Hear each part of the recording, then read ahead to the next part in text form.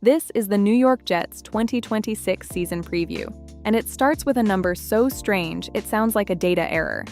0. The 2025 Jets did not intercept a single pass. 17 games, 0 interceptions. In 10 seasons of league-wide data, no other team finished below 2. Add 3 total takeaways, the previous 10-year floor was 8, and a turnover margin of -18, dead last in football, and you have the loudest turnover luck signal our model has flagged for any team this season. Teams with bottom 5 turnover margins recovered to roughly even the next season, gaining nearly 3 wins on average, without getting any better at football. The market's number for this team is 5.5 wins, the same line they missed badly last year. This episode is about why the math leans one way and the quarterback leans the other. What was real? A genuinely bad team, with the receipts distributed evenly. 29th in expected points per play on offense, 31st on defense. The pass rush produced 26 sacks, 31st in the league, on the 3rd lowest pressure rate. The offensive line allowed sacks at the 3rd highest rate in football, 60 of them. 3rd down, 27th. Red zone, 29th. The passing game's collapse can be told in one stat. Garrett Wilson led the team with 395 receiving yards, the lowest team-leading total in the NFL, by more than 160 yards, because his knee ended his season after 7 games. The one working part was the ground floor. Breece Hall cleared 1,000 rushing yards, the first Jet to do that in our 10-year window, on 243 carries, and the team extended him for 3 years in May. Justin Fields, the 2025 starter, ranked 32nd in adjusted net yards per attempt and was pressured on 35% of dropbacks, the 3rd highest rate in the league, with a split that tells you how improvised the whole operation was. Against the blitz, he ranked 7th in the league, against a standard rush, 30th. Defenses stopped sending extra rushers because 4 was plenty. He's in Kansas City now. Nothing about 3 and 14 was fake. The floor was real. The question is whether the floor was also the bottom. What was luck is the reason this preview exists. Take the 0 interceptions seriously for a second. Interceptions bounce off hands, get called back, hang in the air, and find nobody. No defense is actually that bad at catching. Our 10-year stickiness data grades turnover margin as mostly noise year over year, and -18 is the kind of noise that corrects violently. The one-score record, 3 and 5, sits just above the threshold where the bounce rule pays extra.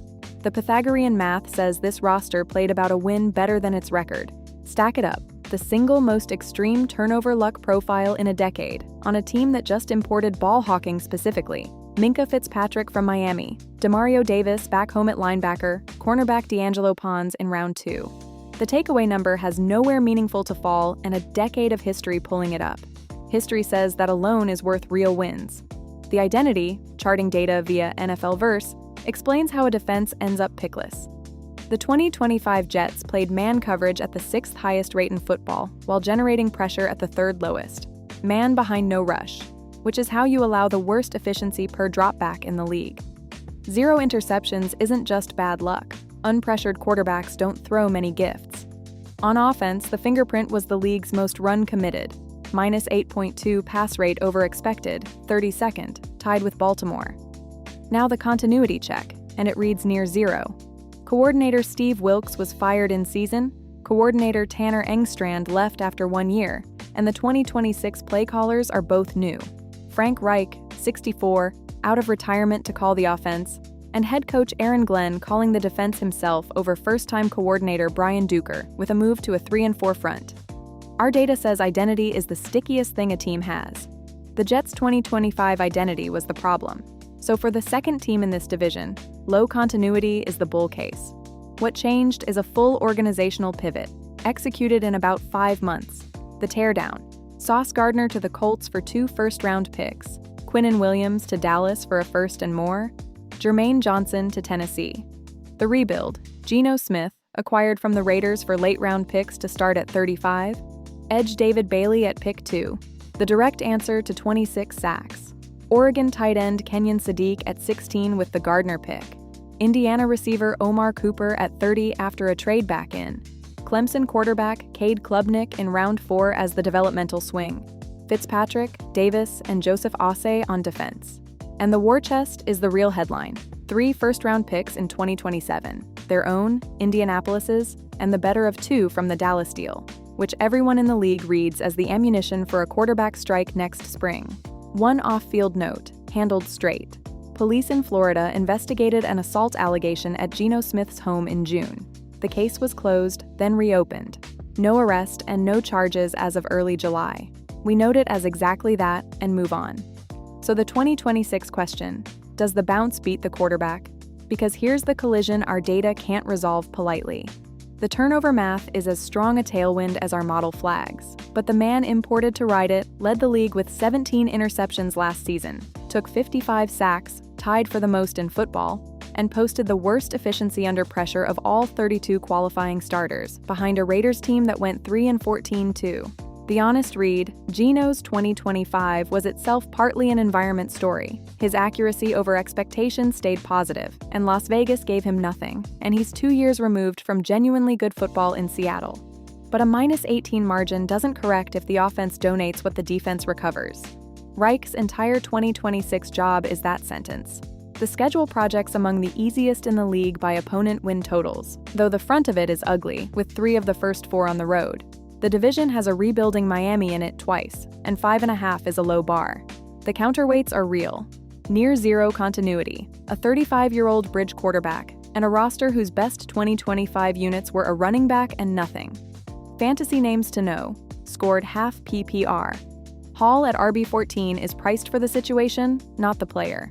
A 1,000-yard season on a 29th ranked offense, a new extension, and a play caller in Reich, whose offenses have historically fed the position. Garrett Wilson at WR19 is the by the injury discount.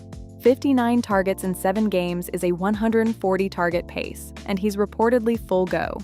Kenyon Sadiq at TE20 is the rookie dart, first-round capital at 16, in an offense missing a proven second target. Mason Taylor, 44 catches as a rookie, is the deeper play at the same position. 2 tight ends, 1 Reich scheme that loves them.